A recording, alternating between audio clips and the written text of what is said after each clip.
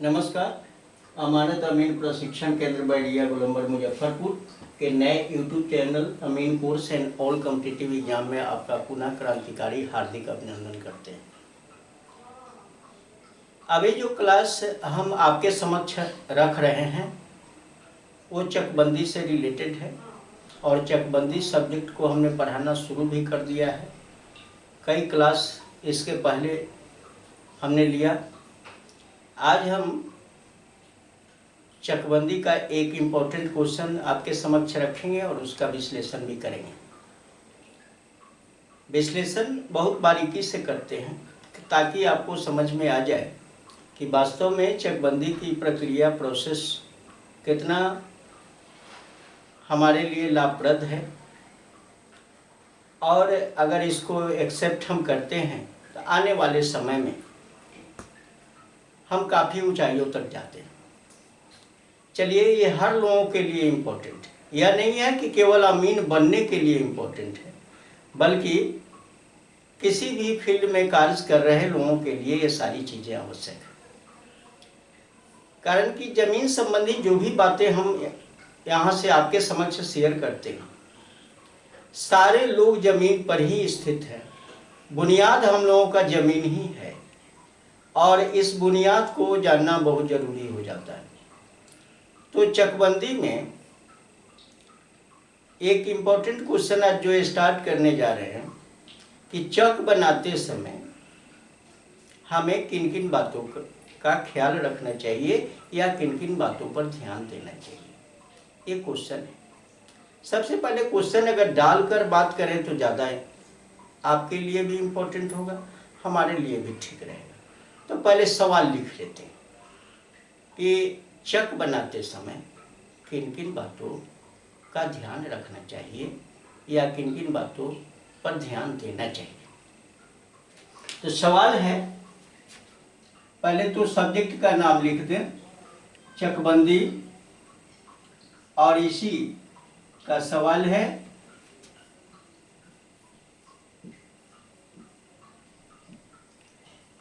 चक बनाते समय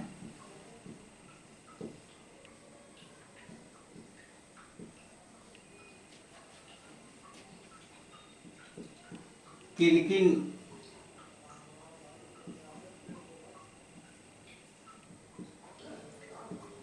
बातों का ध्यान रखना चाहिए।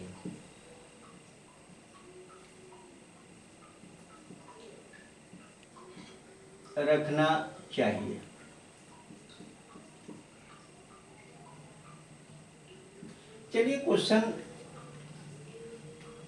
आसान भी है और महत्वपूर्ण भी है। किन किन बातों का ध्यान रखना चाहिए, इसमें हम आपको बताना चाहेंगे कि चकबंदी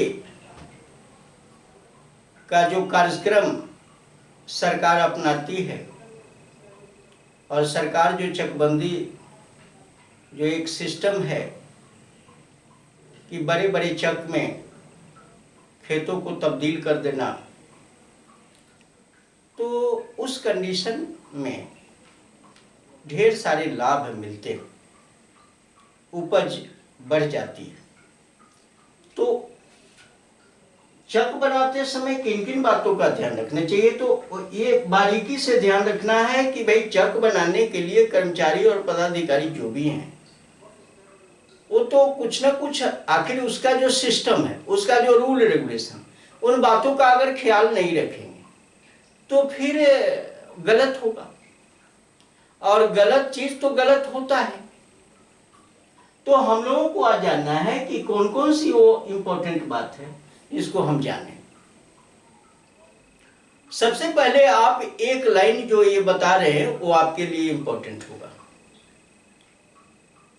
चकबंदी किसकी की जाए, किन किन खेतों की जाए, तो केवल खेती करने वाले जमीन की ही चकबंदी की जाती है। एक लाइन ये आपके दिमाग में होना चाहिए और हमेशा होना चाहिए कि केवल खेती करने वाले जमीन की ही चकबंदी होती है। जिसमें आप गेहूं, जौ, धान, मक्का, अरहर, तिलहन, दलहन, जो भी जितनी खरीफ फसलें, रबी फसलें, जो भी आप उत्पादन करते हो, ये सारे उत्पादन जो होते हैं वो कहीं ना कहीं खेती की प्रक्रिया का ही देन है। तो जो खेती जिस पर आप करते हो उसी की चकबंदी होनी चाहिए, और जिस पर खेती नहीं होती उस जमीन की चकबंदी नहीं की जाती। तो ये तो संयुक्त बात हो गई। अब इसी का विश्लेषण आपको जानना है। चकबंदी करते समय हमें निम्नलिखित बातों का बारीकी से ध्यान देना चाहिए। सबसे पहला क्या है कि सार्वजनिक स्थान से आप परिचित हो। सार्वजनिक स्थानों की चकबंदी नहीं की जाती। एक लाइन ये जान गए। अब सार्वजनिक स्थान में कौन कौन से स्थान हैं? सबसे पहले ये जानिए कि सार्वजनिक स्थान होता क्या है। ऐसा स्थान जिस स्थान पर सबका हक हो, सबका अधिकार हो, सबको वहां उस स्थान का लाभ मिले। अगर इस तरह का स्थान है तो वह सार्वजनिक स्थान माना जाता है। कुछ निजी भी है। चलिए मैं सार्वजनिक की चर्चा करूं, सार्वजनिक का विश्लेषण और डिटेल्स बताऊं। सार्वजनिक में आप देखते हो कि मंदिर सार्वजनिक स्थान है। तो मंदिर जो जगह है सबके लाभ के लिए, अब इसकी चकबंदी नहीं की जाती। कारण कि मंदिर के निकट जाके आप खेती नहीं करने जाते। मस्जिद, इसकी चकबंदी नहीं होगी। मंदिर, मस्जिद, गिरजाघर, गुरुद्वारा, मुर्द घाटी जहां मुर्दों की घाटी होती है, श्मशान, कब्रस्तान, स्कूल, कॉलेज,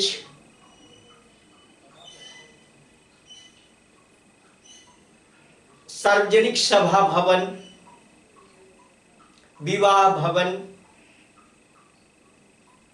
ये सब, नदी, नाला, कुआं, तालाब, ये सारे स्थान जो हम आपको बता रहे हैं इसकी चकबंदी नहीं की जाती।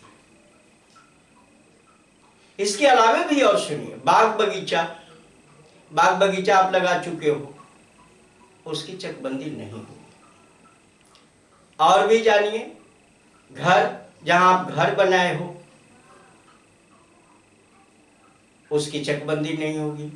बथान जो है आपका, उसकी चकबंदी नहीं होगी। और एक और बात मैं बताऊं, जो पानी से डूबा हुआ क्षेत्र है, जिसमें सालों भर पानी रहता है। अब जिसमें सालों भर पानी रहता है उसमें तो कोई उत्पादन हम करते नहीं। ऐसी जमीन की भी चकबंदी नहीं की जाती। ये सारे पॉइंट आपको जानने चाहिए। सार्वजनिक स्थान में ये सारे पॉइंट हैं, और इसमें कुछ निजी स्थान की भी हमने चर्चा की। निजी स्थान में जैसे आपका घर है वो निजी है, बथान है निजी है, खलिहान है निजी है, कुआं भी पर्सनल आप रखे हुए हैं, सार्वजनिक कुआं भी होता है, निजी भी होता है। तालाब जो है सो आपका पर्सनल हो सकता है, सार्वजनिक भी हो सकता है, ये दोनों होगा। स्कूल कॉलेज जो है सो सार्वजनिक है। इसी में निजी और सार्वजनिक, मुर्द घाटी है, श्मशान है, कब्रिस्तान है, मंदिर है, मस्जिद, ये सब क्या है?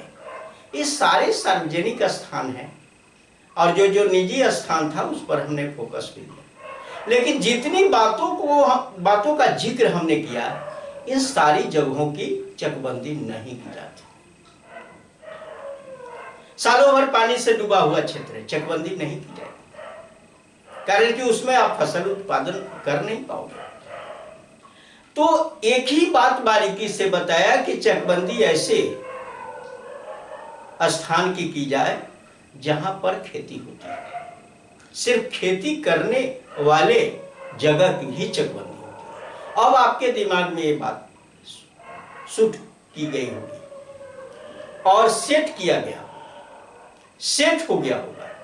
अब आप देखो एक बात मैं बताऊं, लेकिन अगर इन सारी जगहों में जो मैं जगह बताया आपको, अब जगह बताया, अब बाग बगीचा का तो दायरा होता है, वन है, जंगल भी है, अब फॉरेस्ट का क्षेत्र है। अब वो सब की चकबंदी नहीं होगी, उसमें तो जंगल है ना। अब ये चकबंदी माने सिर्फ खेती करने वाले जमीन। अब यहां पर देखना है कि जैसे मैं कुछ जगहों का नाम बताया कि मंदिर, मस्जिद, गिरजाघर, गुरुद्वारा, स्कूल, कॉलेज, जो भी है, कुछ सार्वजनिक स्थल। अब इसमें अगर जरूरत से ज्यादा जमीन, कहीं कहीं आप सुनते होइएगा कि किसी मठ का जमीन 50 एकड़ है और वो 50 एकड़ मठ के निकट नहीं है। जैसे जनरल लोग खेती करते हैं, जैसे जनरल किसान का खेत होता है, वह दूर दूर इधर उधर मठ का जमीन। अब इसमें ज्यादा है, अब 50 एकड़ मठ एक जगह नहीं है। अब इसमें क्या होता है, चाहे मंदिर में बहुत ज्यादा जमीन, अब इस सब में अगर ज्यादा है तो उसकी कीमत लगाकर और चकबंदी के अंदर लिया जा सकता है कि ताकि उसका कीमत लगा दिया जाए और चकबंदी के अंदर लिया जा सकता है। अगर सार्वजनिक स्थल हुआ है तो उस अमाउंट को सार्वजनिक जगह पर ही खर्च होगा। जैसे मान लिया कि कीमत लगा, कीमत कोई उसका दिया, उस व्यक्ति के नाम से वो चक काटा गया और चक काटा गया, उसने जो अमाउंट दिया उस अमाउंट का कहीं विवाह भवन बन गया, कहीं कुछ बन गया, जिससे फिर सभी लोगों को लाभ मिले। इस तरह का काम किया जाता है। तो आपके दिमाग में ये बात आ गई होगी कि अगर इस सार्वजनिक भवन में जरूरत से ज्यादा जमीन है तो उसकी कीमत लगाकर चकबंदी के अंतर्गत लिया जा सकता है। अगर ये कम है तब तो लेना जरूरत नहीं है, जितना आवश्यकता के लायक जमीन है तब तो उसको चकबंदी के अंदर नहीं लिया जा सकता है। अब आपको समझ में आ गई होगी कि चकबंदी किन किन क्षेत्रों की जानी चाहिए और किन किन क्षेत्रों की नहीं की जानी चाहिए। चकबंदी करने वाले कर्मचारी और पदाधिकारी को ये बात हमेशा ध्यान रखना है, इस नियम कानून को जानना है, कारण कि नियम कानून जानकर ही आगे का स्टेप कोई भी ले सकता है। हम हो, आप हो, जनरल लोग हों। आज बाग बगीचा लोग बृहद पैमाने पर लगा रहा है, तो वो सब जो आपका बगीचा में एंगेजमेंट है, जो खेत आपने एंगेज कर रखा, उस खेत की चकबंदी नहीं होगी। और एक बात और मैं और बारीकी से बताना चाहूंगा कि 40 एकड़, अगर आपके पास 40 डिसमिल से कम जमीन है तो उसकी चकबंदी नहीं। एक लिमिट कर दिया गया कि कम से कम आपके पास 40 डिसमिल जमीन होनी चाहिए। अगर 40 डिसमिल जमीन है तब चकबंदी होगी, 40 डिसमिल से कम है तो उसकी चकबंदी नहीं की जाएगी। तो चलिए, इस प्रश्न के अंदर इतनी ही बात काफी है आपके लिए, और इतना आपको जानना है कि चकबंदी कहाँ किन किन क्षेत्रों का किया जाता है, किन किन क्षेत्रों का नहीं किया जाता है। अगर वीडियो आपको अच्छा लगा तो इस वीडियो को लाइक करें। हमारे नए YouTube चैनल अमीन course and all competitive exam को सब्सक्राइब करें और इस वीडियो को अपने मित्रों के साथ शेयर करें। बहुत बहुत धन्यवाद। जय हिंद।